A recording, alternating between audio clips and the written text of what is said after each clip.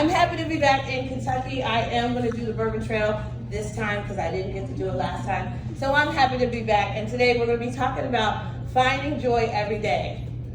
You are the intervention. Essentially, you're the intervention. So I like this photo. I don't know why it's, there it goes away. This is my family. We are so cute and we are so happy. And I love to start with this photo when it comes to finding joy because we look so great in this photo. But this photo shoot, we do a photo shoot every year for Christmas. This photo shoot is in DC. I live not too far from DC, right outside the Martin Luther King Memorial. My kids were not happy. It was freezing, they were pissed. Ezra was crying, my youngest. But we just looked like the good old happy American family in this photo, but we were not happy at all, right? And so I like to start with this photo because finding joy is not about happiness. A little bit about my family. So I have 4 children. I don't know how because I'm still 21. So I have 4 children. AJ is 16, Jeremiah is 15, Zaria is 13, Ezra is 10. Ezra and AJ were born on the same day. October 13, 2009, October 13, 2015. I call them my alpha, my omega, my beginning, my end, my first, my last. You know why? Because it is finished, okay? I have contributed to the world of early childhood education, and I had an early childhood classroom in my house, in addition to teaching early childhood. So that is my family. And so just want to let you know that this is not about happiness. Happiness depends on what is happening. And we can find joy in our classroom no matter what is happening. Because it's not always going to be happy. There are going to be times when you go to work and you don't want to be there. There are going to be times when you be like, screw these strategies because I just want to go home and have a glass of wine. Okay? Happiness and joy are not the same thing. So you have to find joy every day in order for these strategies to work. Classroom joy is not circumstantial. It is a hot mess in the classroom right now. It really is. And some of our parents are a hot mess. Some of our students are a hot mess. But that will not stop you from actually finding joy every day because at the end of the day, you are the intervention. So you have to find your joy. So 3 things to remember today and throughout the rest of the entire year. Your state, the state that you are in, is the state of the classroom because of something called mirror neurons. Children are mirrors. Could things be the way they are because you are the way you are? And what one thing can you change that can change everything? You can change the way you show up. And things don't have to be perfect and happy and all that for you to show up in a way that the children mirror self-regulation. They mirror all the positive things that you want them to. Regulation is not extra.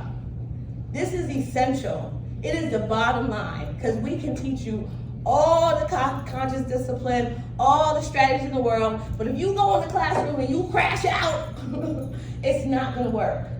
This is not extra. This is essential. It is essential for you to find joy every day. And so I'm going to tell you how that you can find joy, J-O-Y, every single day. No strategy works without joy. You are the intervention. Period. End of story. No matter what you learn, you have to implement it. You are the intervention. If I tell you the best way to give a child a glass of water, and you are having a moment, and the child needs water, and you take that water and throw it in the child's face, did you properly implement the intervention of giving the child a glass of water? No, you did not. Because you are the intervention, okay? This is what motivates everything. Why is joy so important? Because if you're not finding joy every day, you are going to crash out. You're going to burn out, you're going to crash out. 45%, and this survey was taken in 2022, I think 2022, so it might be higher now. But 45% of early childhood educators report high burnout, high turnover. I want to leave this profession because I'm burnt out. because they're not finding joy every day. They're waiting for circumstances to be perfect. They're waiting to be happy, but you need to find joy every day. If you don't find joy every day, you are going to burn out. You are going to crash out. But it's not just the teachers. Students are also burning out, crashing out, and not finding joy. This is a picture of an activity that I did with a group of second graders, and we were learning about emotions. How emotions are neither positive nor negative. There's just emotions when you feel like your needs are met. There's emotions when you feel like your needs are not met. So at the end of a 2-week session of emotions and engineering our emotions, I said to these second graders, I want you to engineer the emotion that you feel the most. What emotion do you feel the most? Second grade. This is what I got. There were only 2 happies, and one of those happies is mine. The one with the lashes, because I love a good lash, okay? Happy, rage was one of the kids. And I didn't even teach him that. I was like, I don't remember teaching on rage. Rage, confused. One kid, second grade, depressed, sad, and another kid just said, man, these children are mirroring what they see. So if they're writing depressed, it's because they're in situations that are depressing. If they are sad, and this is what they feel most of the time. This was very eye-opening for me, and I was like, this is what is making the work even more essential, because these children are just mirrors. They're going to mirror what you do. So you are the intervention, and so you have to find joy. Joy is what's going to take you from that fight, flight, freeze part of the brain that we learned about all the way up to the executive functioning part where teaching actually happens. And so just for a quick reminder, at the base of the brain, that's where the connection happens. We talked about that yesterday. Am I safe? Am I okay? Children cannot learn unless they feel safe. Guess what? You can't teach unless you feel safe. Period. We talked about this for the kids, but I'm here to talk to you about this for you. You cannot teach if you feel threatened, if you don't feel safe. And then were your feelings. Am I loved? Do people care about me? Does my director even care that I'm out here busting my tail every day and I feel like she's coming in here yelling at me? You see what I'm saying? I don't feel, I'm emotionally unstable. And then we go to the thinking part where you're rational, where you're regulated, and where you can teach.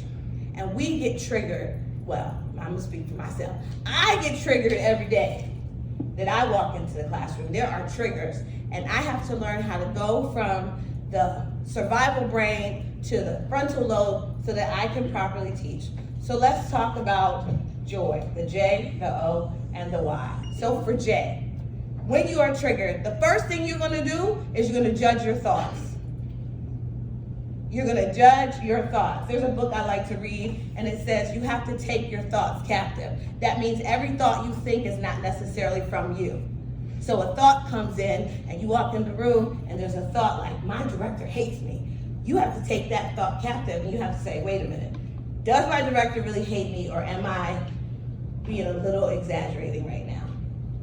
And then you have to you can either do 2 things with thoughts. You can ruminate on them, or you can throw them away. Ruminate on a thought, it's just gonna get bigger. You're gonna magnify it, it's just gonna get bigger in your mind. Oh, then you're gonna observe your feelings. How am I feeling right now? Please stop denying your feelings. You feel how you feel. You cannot properly process feelings if you keep pretending like, yes, what's the churchies? Oh, I'm blessed and highly favored. No, I'm really mad right now. Right? So observe your feelings. Like, how am I feeling in this moment? And observe your feelings without judgment. I can't stand that little boy right now. That's okay. Like, normalize that you have feelings, and sometimes those feelings towards parents, towards families, towards your coworkers, towards your students are not necessarily what we would consider positive, but it's just how you feel in the moment. It makes you human. We have to observe how we feel in order to properly process. You cannot abolish what you will not acknowledge. Period. End of story. And then the why, which is the last part, we always want to yield to the positive action, because there's always going to be two routes we can take. Okay, and I'm married, so I get triggered by my husband, love him to death, but there's always two routes I can take. I can choose the nice route, we're gonna have this conversation, and we're gonna have, solve this wonderful thing and be happily married, or I can crash out on you. I'm working on it, because, I gotta yield to the positive action. All right, so let's talk about judging our thoughts. We got fight, flight, we got freeze, and we also have fawn. So I don't know if you've heard of it, but I don't know how many years ago that they introduced this into brain research. So we talk about fight, flight, freeze, but they also added fawn. So fight is where you I'm just gonna fight, right? So the kids, are crashing out and you are triggered, and so you go into fight mode, and you can say something like, just sit down! Ah, you get on my nerves, let's go! Or they're taking too long to zip up their coat to get in line, and you're like, why don't you just zip up your coat and get in line? It is only appropriate to yell at a child when they're about to become hurt. Yelling is designed to give you a knee-jerk reaction. So if you're about to run into the street, I need to yell at you, hey, get out the way, so you can do this. It is not yelling is not an appropriate form of communication. If your director came in there and started saying to you, hey, I asked you to give me you would be like, wait a minute, because I'm about to lose my job. Because I'm not sure who you're talking to, lady. Because nobody wants to be yelled at. It is not an appropriate form of communication. And so when we're triggered and we can go into fight, because we're like, I gotta fight, I gotta protect myself. Because you feel like threatened, like you're threatening me. So you feel threatened by the kid's misbehavior. You feel threatened by the way your supervisor or your coworkers are speaking to you, and so you can go into fight mode. But then there's also flight. When you feel triggered, you can say something like, I cannot read. I just can't deal with this right now. Some of you are not fighters. I'm not really a fighter, but I'm a flighter. Like, I just check out. Just check out, like, I'm just not gonna deal with this. Like, it's all good. And like, my husband's like, are you okay? I'm fine.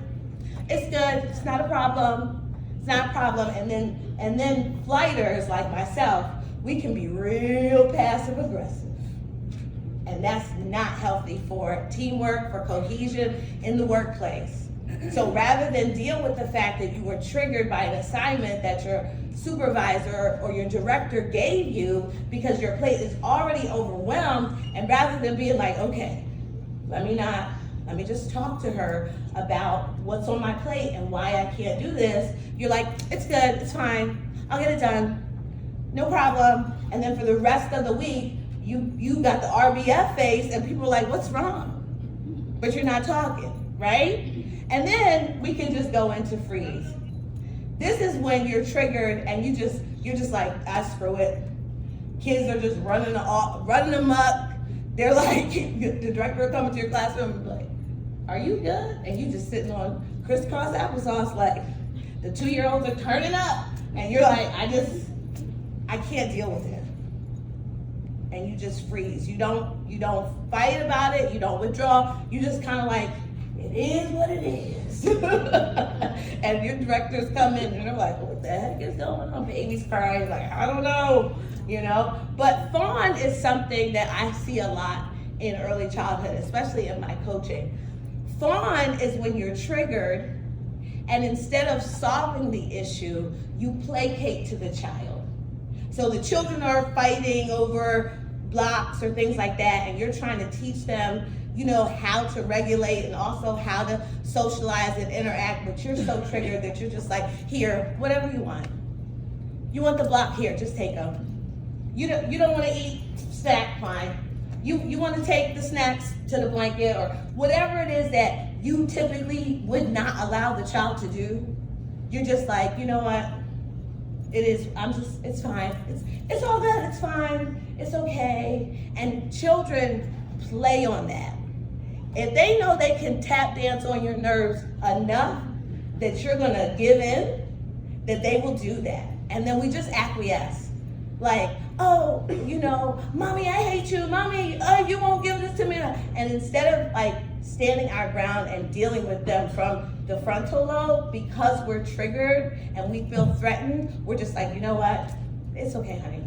You want to eat cookies for breakfast? Fine. Just go get the Oreos. You want milk with that? I'll get the milk for you. These are all states that we go to when we are in a position where we are feeling like we need survival.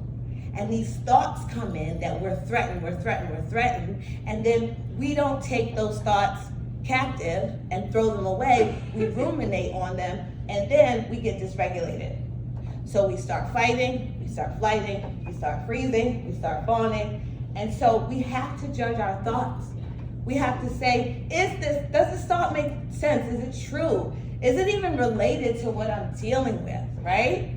Does this thought make me feel good? I have a sink full of dirty dishes because for me, I get triggered a lot by my husband. He loves me. But I do a lot of traveling and teaching and things like that, and I have 4 kids. I have 4 kids. That's gonna be my excuse till forever. I got 4 kids. And I said, for me, there's certain things when I come home, I wanna chill. And I can't chill in chaos. I want my glass of wine and I want to chill. Like him, it could be dishes, laundry, everything. And he's watching the movie like, how are you not going crazy right now? So I specifically said, I got to do this thing in DC for the National Head Start Association. It's on a Saturday, you have the kids all day. All I want, and when I come home at 8 o'clock, is I really want the kids in bed. They were younger. I really want the kids in bed. And I just want it cleaned up. And I just want to come home to just woosah, Selah, okay? So I do my thing all day. So I come in the house, the living room is clean, the kids are asleep. So I go in the kitchen to pour my glass of wine, and what do I see?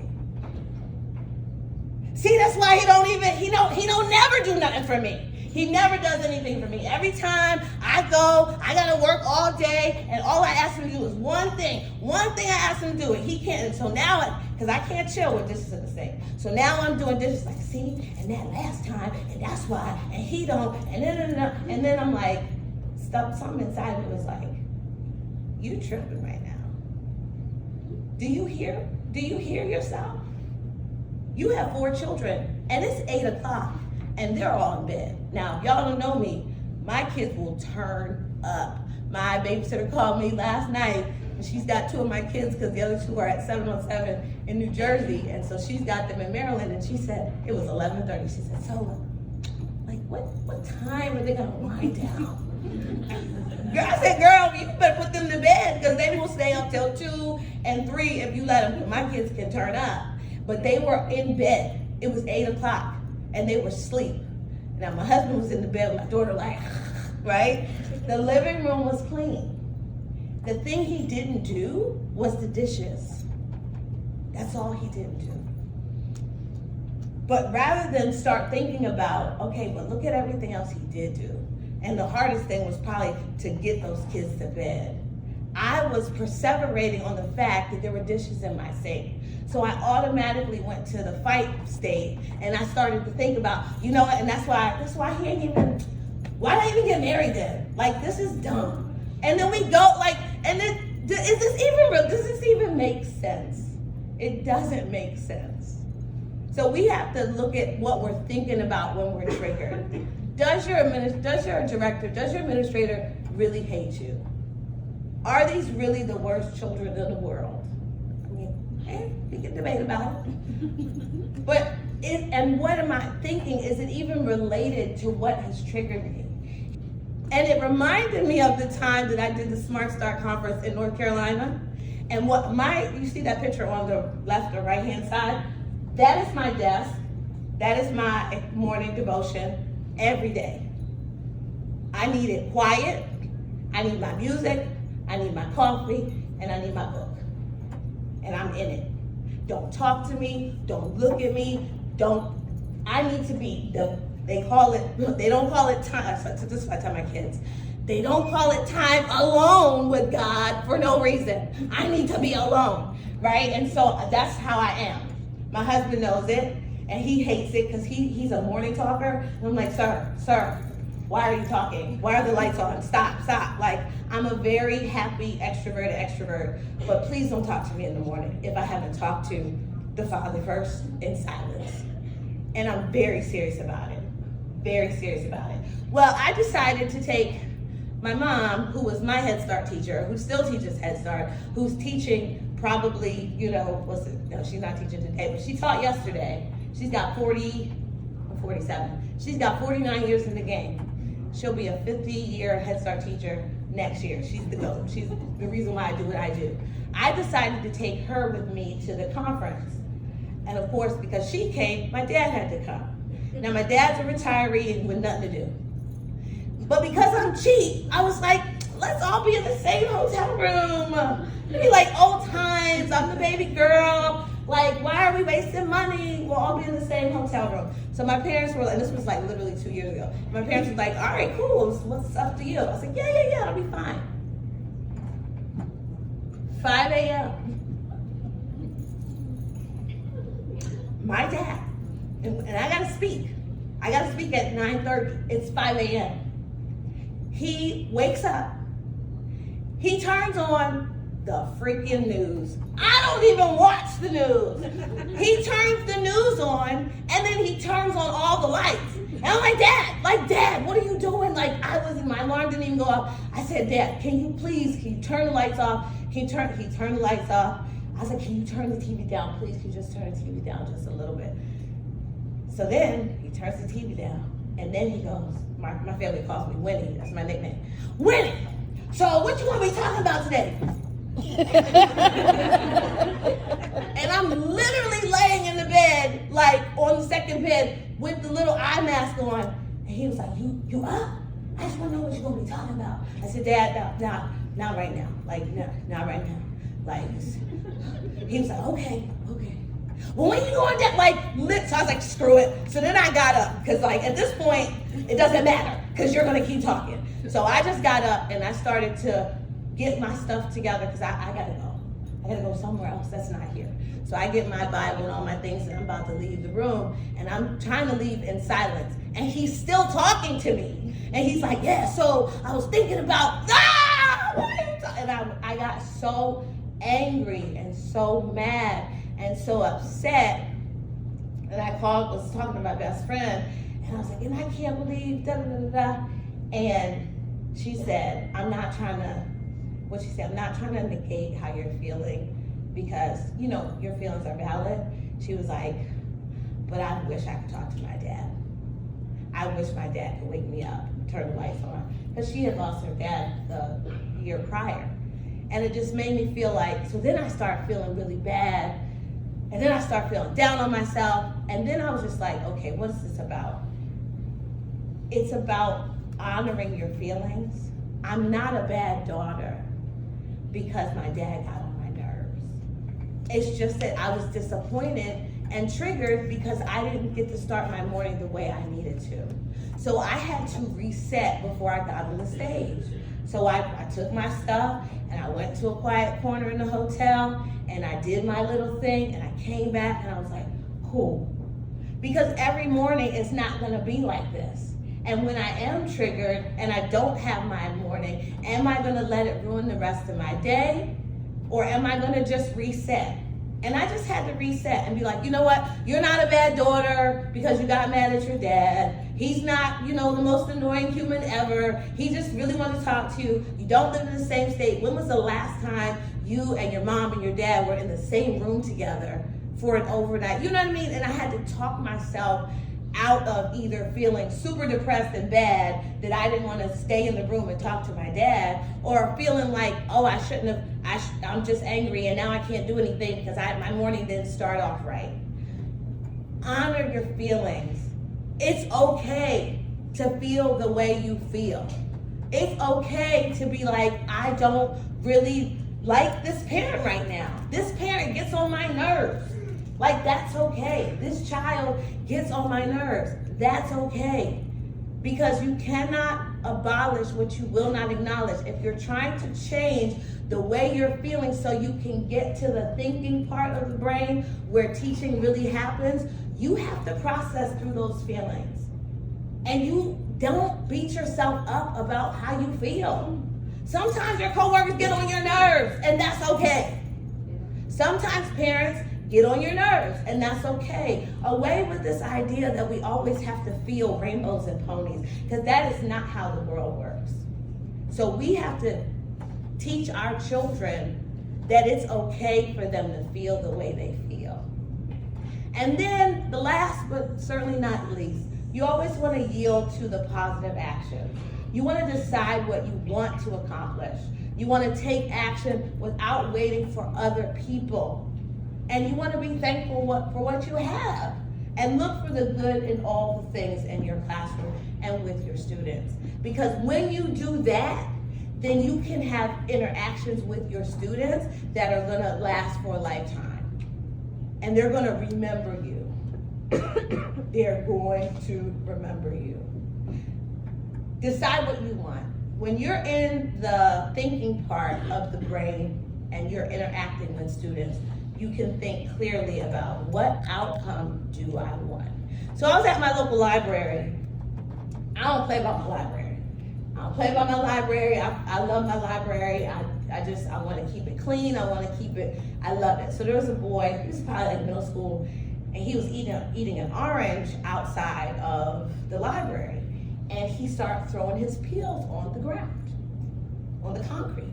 Now I'm in my car, and I'm like, see, that these kids, I'm about to get out my car, and I'm about to give this boy all the pieces of my mind. Because how dare you throw orange peels out, and then all the thoughts, and you're just a litter bug, and you don't care. And see these kids these days, and da-da-da-da-da-da-da, and I'm literally about to get out my car and give this little boy what for. And I felt the spirit inside me say, what do you want? Well, I don't want him to throw the peels on the ground. Okay, so how can we get that done without you dehumanizing and or yelling at a child that you don't even know? Because let's be clear, I didn't know this boy. And so you want to be really careful. Rebuke without relationship only causes rebellion. So I'm going to essentially rebuke this little boy that I don't know from a can of paint and expect him to acquiesce and say, oh, I'm sorry, yes ma'am, let me go ahead and pick my peels up and throw them in the trash. That boy probably would have cussed me out. These kids don't care. I don't know you, lady. And who are you talking to anyway? So I got out of my car and I said, hey, come here. He said, me? I said, yeah. I said, listen, I see you're eating an orange and you don't need the peels. I said, can I have them? He said, you want them? I said, yeah. I said, I compost at home and I can put them right in this bag and I can, compost. He was like, okay. So he sat there, peeled the rest of his orange, gave me the peels. I said, so do you mind like giving me the others? Because I could use like all of them if you don't mind. And he was like, cool. He walked over to where he put the peels in the ground, picked the peels up and put them in the bag. Oh my God, thank you so much. You're really helping me compost, really helping the environment. He was like, cool. All right, lady. I was like, all right, see you later. And he left. No dehumanization, no degrading the child, no calling him everything but a child of God. You know what I'm saying? Like, it could have went a different way. But I said, what do I want to accomplish here? And how can I get this done in a way that leaves this child's humanity intact, even though I'm triggered? Because I was very triggered. Because how dare you? You're a litter bug and you don't care and you're probably rude and you're probably one of the bad kids in the class. There's a whole narrative that I have spun about this boy because he was throwing peels in the ground. But this is the same boy that came over respectfully, peeled his orange, put it in my bag, went and picked up the rest, put it in my bag and said, have a nice day. Could things be the way they are because you're the way you are? And what one thing can you change that can change everything? You can change the way you respond so that the children will mirror. You cannot properly teach a child that is dysregulated. We say that all the time. I like to add to it. You can't teach if you're dysregulated. And so in order to find joy, we have to remember there are things we cannot control. And there are things that are going to trigger you that you can't do nothing about. So you want to stay inside that locus of control. What can I control? I can't control the economy. I can't control the political landscape. I can't control what my families do outside of my classroom. Heck, I can't make this child eat. I tell my husband that all the time. Like, you're trying to make these kids do things. At the end of the day, I don't care how much you yell, I don't care how much you punish, I don't care how, at the end of the day, they are the ones that have to physically do things. We cannot make them. So, raise your children, teach your children, and then have peace about the decisions and choices that they make. I did my part. I did what I can do. I like to say this, I know it's not related to early childhood, but it takes two people to have a great marriage, but it only takes one person to be a good spouse. It only takes one person. Yes, it takes two people to have a great marriage, but it takes one person to be a good spouse. Did I do what I was supposed to do? What I can control? You cannot find joy outside that circle. You have to stay within the circle. So as you're judging your thoughts, you're observing your feelings, and you're yielding to the positive action that you can do. It's all about you and what you can do so that you are interacting in a way that leaves the children and your families and your coworkers full humanity intact. So choose joy. Interrupt survival thoughts. If you're going into fight, flight, freeze, or fawn, stop. Take your thoughts captive and say, does this thought even make sense? Is my daughter a spoiled, ungrateful little brat? No, she's not. She's disappointed. Does my dad just really want to get on my nerves? No, you're supposed to talk to you. Oh my God, I'm such a bad daughter because I didn't stay in the room and hang out with my dad. No, you needed to do your morning thing so you could go teach and be present. I thought that little boy was the most rude and ungrateful, and he probably was the baddest kid in the class. Yes, I thought that, but I can interrupt that thought and think a different thought. Every thought that comes to you is not from you. Every thought that comes to you is not from you. There are thoughts that we think as a result of the movies we watch, of the conversations we interact with, of the books that we read. So if you have a thought that you think is, oh my God, that's so negative, I can't believe I thought that, I'm such a bad person. No, you're human, and you can take that thought and say, I don't know where the heck that came from, and throw it away.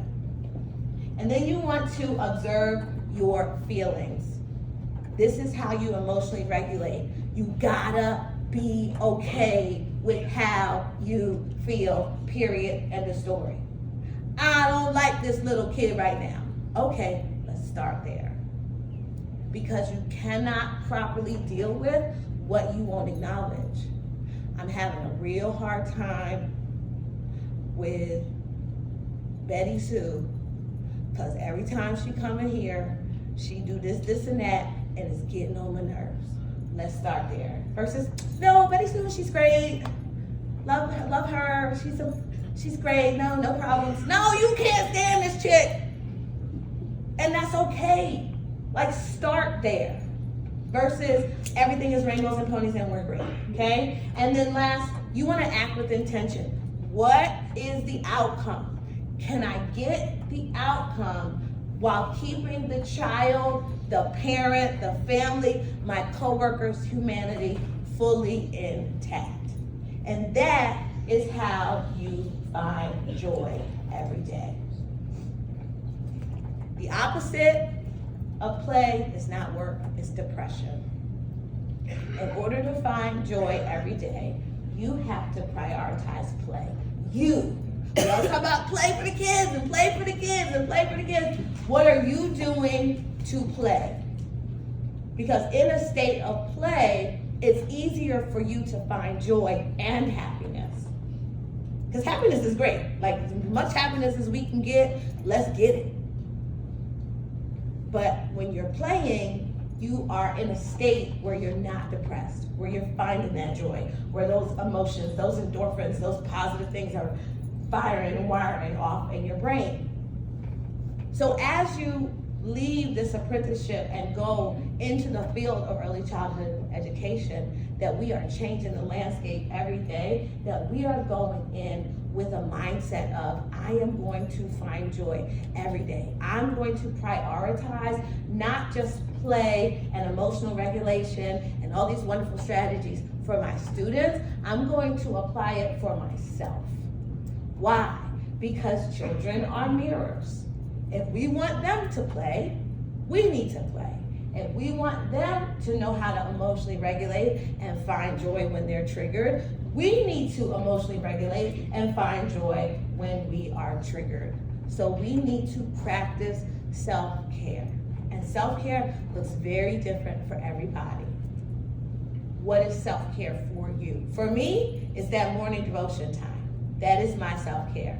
If I cannot get it and my routine is interrupted, I need to find little ways in which to get it so that I can be emotionally regulated.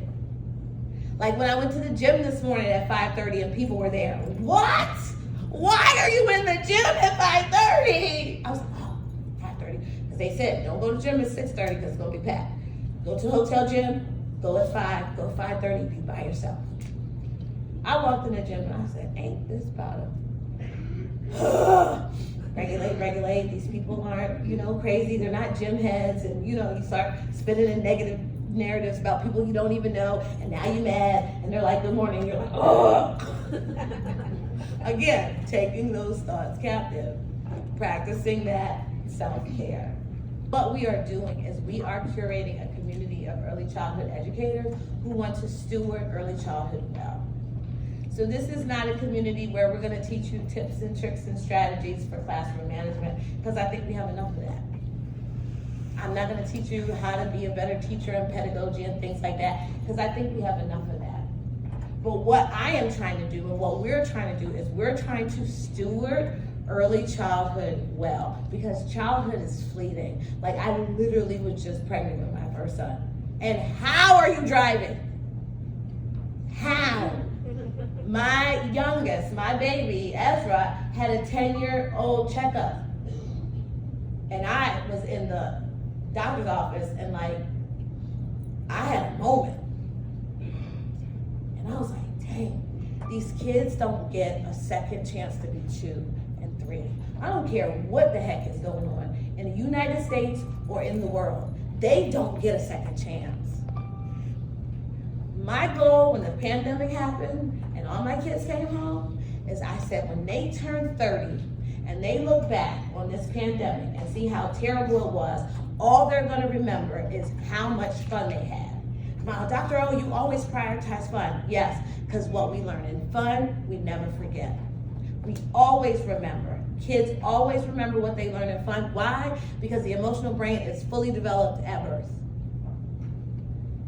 My kids still talk about, I wish it was 2020. I'm like, no, you don't. You really don't. You really don't. They're like, we had so much fun, and we did this, and we did that. We had a pod family, and we would go to their house, and she would teach 2 days a week, and then they would come to my house, and I would teach the other 3, and we went back and forth. I mean, they had a good time in the pandemic. Was I stressed? Hell yeah, I was stressed. Was I scared? Yeah, I was scared. But they were like, this is great. This is how you steward early childhood because they don't get a second chance to be 5. They don't get a second chance to be 3. So we gotta figure it out as educators. How are we gonna steward this time well in this crazy climate that we're living in. It's not their fault that they were born in 2020. It's not their fault that, everybody's fighting and this party is against that party and this race is against that race. That's not their fault.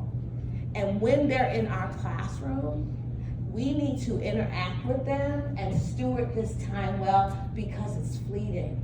I still can't believe my mom's baby is 47. How old am I? Why is it always so hard? I can't remember. Too many kids. But that's what we're doing in this community, is we are going to prioritize stewarding early childhood well, because at the end of the day, you are the intervention. You went through this program, you did what you had to do, but at the end of the day, everything you learned, it's really on you. How are you going to show up? How are you going to find joy every day so that your children are able to learn the skills that they need to learn so that they can grow into productive members of society? Because to me, that's the goal of education. It really is. Because what good is it if you turn out someone that gets a 1600 on the SATs and gets into all the Ivy League schools, gets into Howard, Harvard, Yale, Morehouse, all the big schools, and they turn around and kill themselves? Did we really do our job? Or they have straight A's and they got all the scholarships and all the academic honors, and they come back to the school and shoot it up. What's the goal here? Children mirror. What are we reflecting? What are you reflecting? So I encourage you, find joy every day.